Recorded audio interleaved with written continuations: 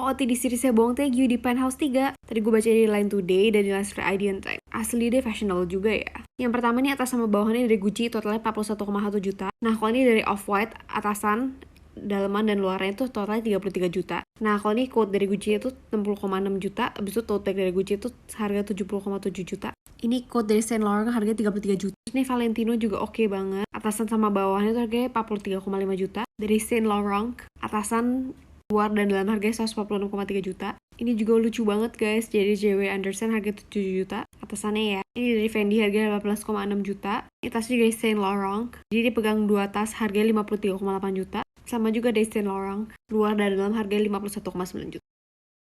CGNM, Hype Labels, dan Kakao Entertainment berebut untuk dapatkan sahamnya Lee Soo-man di SM Entertainment. Pada tanggal 3 Agustus dilaporkan bahwa ketiga perusahaan besar tersebut sedang bersaing untuk mendapatkan saham Lee Soo-man di SM Entertainment.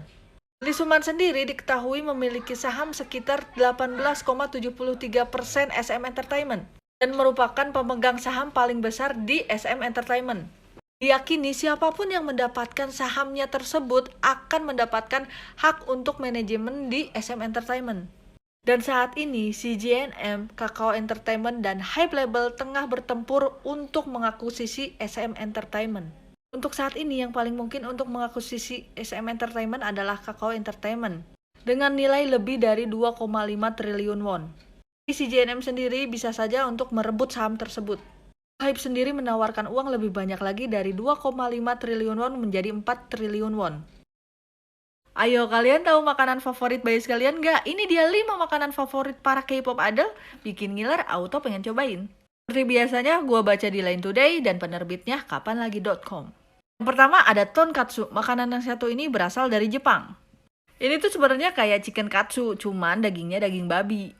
Dan idol K-pop yang sangat suka sama tonkatsu itu yang pertama ada Jimin BTS, kedua ada Chanyeol EXO, yang ketiga ada maknanya Twice. Ada ayam goreng Korea. Ayam goreng Korea ini terkenal banget di kalangan masyarakat Korea. Dan khasnya pakai bumbu gochujang terus taburan wijen. Dan yang suka makanan ini tuh kayak EXO dan Onyu Saini. Selanjutnya ada sundubu jjigae. Sundubu jjigae ini adalah sup tahu ala Korea. Baby GOT7 dan Donghae Super Junior suka makanan ini. Selanjutnya ada tteokbokki, ini yang paling familiar nih. Solar Mamamoo, Taeyang SF9 suka makanan ini. Yang terakhir ada kimchi cream pasta, makanan kesukaan Jonghan Seventeen.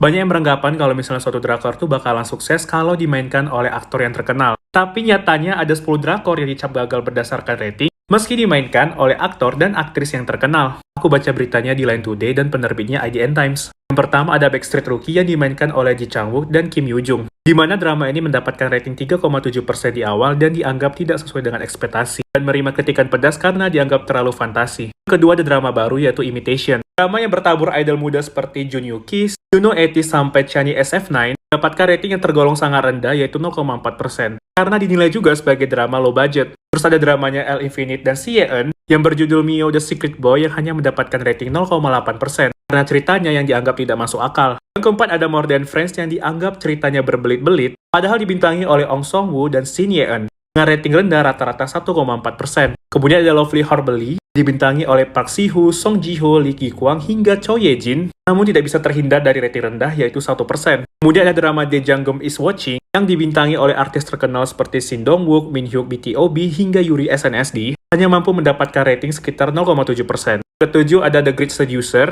yang dibintangi oleh Joy Red Velvet, Woo Do-hwan, Kim Min-jae, hingga Moon Ga-young, tapi hanya mampu meraih rating sebanyak 1,5%. Kemudian ada drama Manhole yang hanya mendapatkan rating 1,4%. Kemudian ada drama Risky Romance yang meraih rating cukup rendah 2,05%. Kemudian ada dramanya Han Ye-seo dan Kim Ji-suk yang meraih rating cukup rendah sekitar 1,95%.